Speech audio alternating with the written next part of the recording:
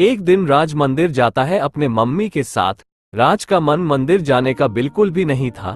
वो अपनी मम्मी के कहने पर वहां गया हुआ था। राज को नहीं पता था उसका आज मंदिर जाना उसके जिंदगी को नई दिशा देने वाला था। राज की मम्मी मंदिर के अंदर चली जाती है। वही राज मंदिर के बाहर अपनी मम्मी के आने का इंतजार करता है। इतने में ही राज की नजर के लड़की पर पड़ती है जो नीले कलर के लॉन्ग फ्रॉक में रहती है। वो देखता है कि एक छोटा बच्चा उस लड़की के कपड़े को पकड़कर खींच रहा था। ये देखकर राज हंसता है, पर जैसे ही लड़की उस छोटे बच्चे की तरफ पलटकर उसे डांटती है, राज उसे देखता ही रह जाता है। वो लड़की राज को इतनी खूबसूरत लगती है कि उसकी नजर उससे हटती ही नहीं है। राज मन ही मन सोचकर दुखी भी हो जाता है।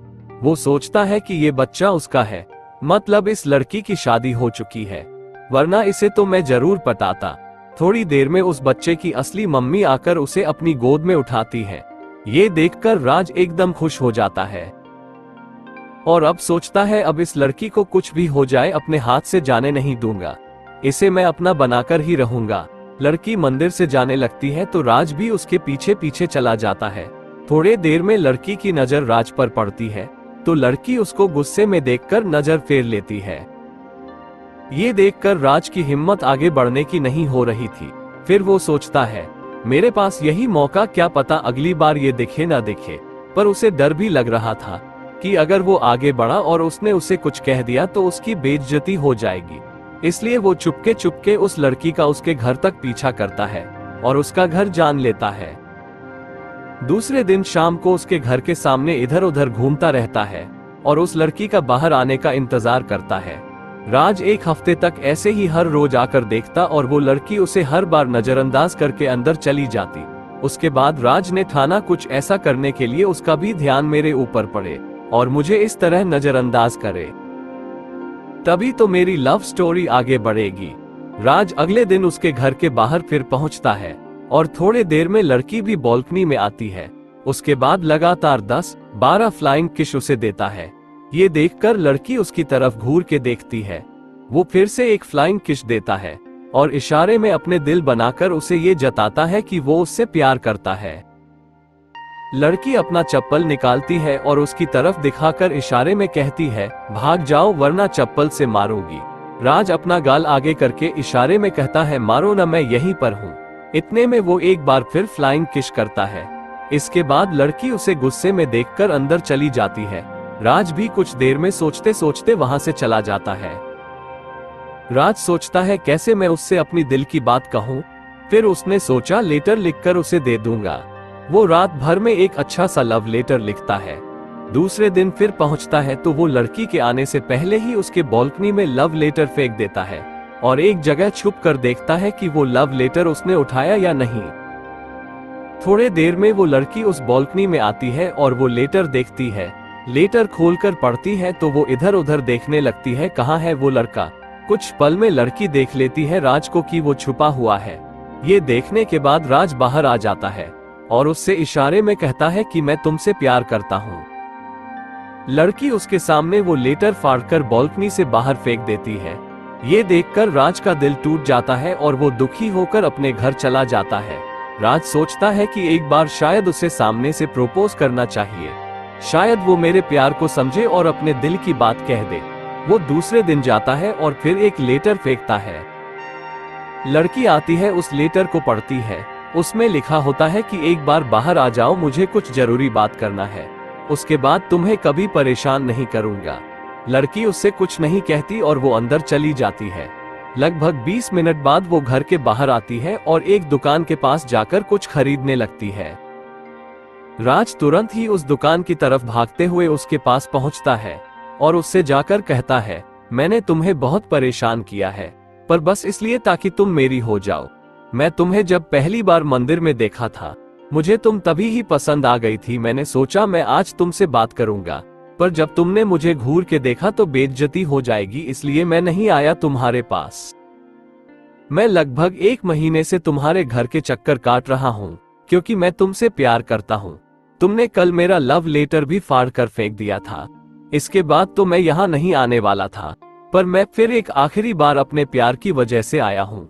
मैं तुम्हारे मुंह से अपने प्यार की हाँ या ना सुनना चाहता हूँ। लड़की ये सब सुनकर कुछ नहीं बोलती और आज पहली बार मुस्कुरा के वहां से चली जाती है।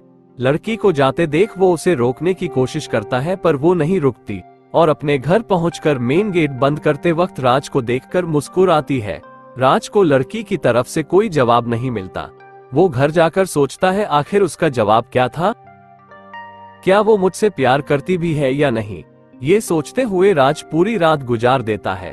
अगले दिन उदास मन से वो फिर जाता है, ये सोचकर आज अगर उसने कुछ नहीं कहा तो मैं फिर कभी नहीं आऊंगा और आज किसी भी हाल में उससे मैं जवाब मांग के ही रहूंगा।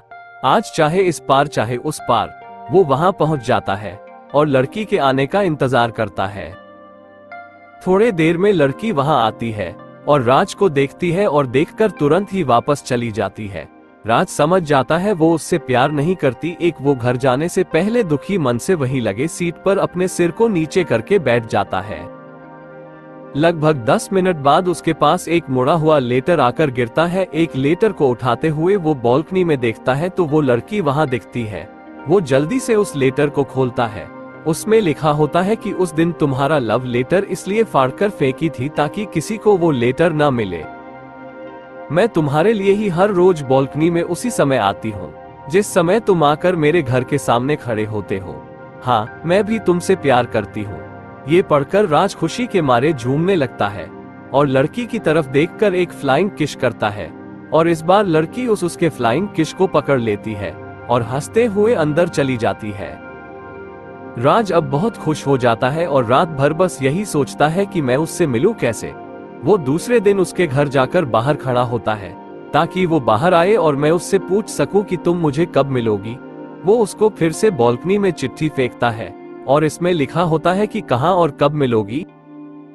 और चिट्ठी फेंककर राज वहां से चला जाता है क्योंकि उसे कोई और घर का काम भी था। पर उस बालकनी में उसकी मम्मी वहां आ जाती है और चिट्ठी पढ़ने लगती है। चिट्ठी पढ़कर वो इधर उधर देखती है। उसकी मम्मी समझ जाती है कि यहाँ जरूर कुछ गड़बड़ है और वो चिट्ठी फाड़कर फेंक देती है। राज थोड़ी देर में वापस आता है तो वहां लड़की नहीं रहती है। राज बहुत परेशान हो जाता है कि ये कोई जवाब क्यों नहीं दे रही है। अभी तक तो मुझे इसका नाम भी नहीं पता। राज इसी तरह 2-3 दिन आता है पर उसे न लड़की दिखती है न ही उसका कोई जवाब। अब राज सोचता है कि क्या हो गया उसे। उसने बोला तो था कि वो मुझसे प्यार करती है। ये सोच ही रहा होता है कि वो लड़की बालकनी में आ जाती है और राज की तरफ देखती है पर कुछ नहीं कहती न कोई इशारा देती है। ये सोचकर राज उससे पूछने की कोशिश करता है। तुरंत ही लड़की घर में चली जाती है। राज को इस बात से बहुत गुस्सा आता है और वो घर चला जाता है। वो अगले दिन वहां नहीं जाता। वो सोचता है ये आखिर उसने क्या लगा रखा है, कुछ बात क्यों नहीं कर रही है। राज सोचता है कि मैं उसे भूल जाऊंगा। थोड़े देर बाद राज को बेचैनी होने लगती है तो उठकर बाहर चला जाता है।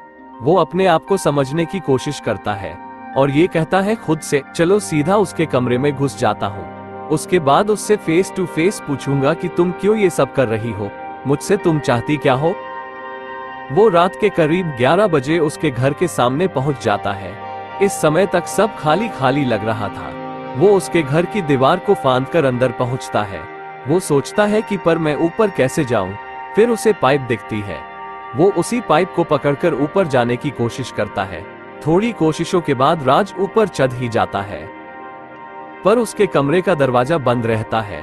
वो दरवाजे को धीरे धीरे खटखटाने की कोशिश करता है और खिड़की से उसे बुलाने की भी कोशिश करता है पर वो बड़े आराम से सो रही होती है। ये देखकर राज सोचता है कि देखो खुद कितने आराम से सो रही है और मुझे ऐसे रात भर घुमा रही है।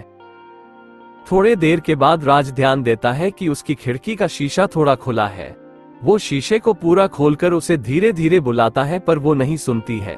राज अपने जेब में चेक करता है कि कुछ है जो मैं फेंक कर उसे जगा सकूं। उसे तब 2-3 सिक्के मिलते हैं। वो एक सिक्का उसकी तरफ फेंकता है पर सिक्का नीचे गिर जाता है जिससे आवाज होती है। वो फिर भी नहीं जगती। दूसरा सिक्का फिर फेंकता है। वो सीधा उसके मुंह पर जाकर लगता है। सिक्के की चोट से वो झट से उठकर बैठ जाती है और इधर उधर चेक करने लगती है। राज उसे धीरे से आवाज देता है कि मैं हूं, दरवाजा खोलो। लड़की को साफ नहीं दिख रहा था। वो पास आकर देखती है और उसे पहचान लेती है। उसके बाद दरवाजा खोलकर कहती है, तुम इतनी रात में यहाँ क्या कर रहे हो? कोई देख लेगा तो हम दोनों की खैर नहीं। इस पर राज कहता है, देखने दो, पहले ये बताओ तुम इतने दिन मेरे सवाल का कोई जवाब क्यों नहीं दे रही हो? मैंने तुम्हें चिट्ठी भी लिखी थी। वो कहती है कि मुझे कोई चिट्ठी नहीं मिली। राज कहता है, अच्छा छोड़ो, ये बताओ कब और कहाँ मिलोगी मुझसे? लड़की कहती है कि कल उसी जगह उसी समय पर जहां हम पहली बार मिले थे। अब वो कहती है कि अब जाओ वरना कोई देख लेगा। राज वहां से तुरंत हंसते हंसते चला जाता है। दूसरे दिन सुबह मंदिर में जाकर उसका इंतजार करता है। वो थोड़ी देर में आती है। राज तुरंत उसके पास जाकर कहता है, अब तुरंत मुझे अपना मोबाइल नंबर दे दो। वो नंबर देती है तो राज कहता है, नाम तो बता दो, सेव क्या करूं? लड़की अपना नाम बताती है, आरोही, और वो पूछता है, तुम इतने दिन से मुझसे कोई इशारा क्यों नहीं कर रही थी? नहीं, तुम बालकनी में आती थी। लड़की कहती है कि घर के काम में उस समय बहुत ज्यादा व्यस्त थी, इसलिए नहीं आ रही थी। राज अब खुश था और अब उसे इतने दिनों बाद उसका प्यार मिल चुका था। दोनों खुशी खुशी आज एक साथ है।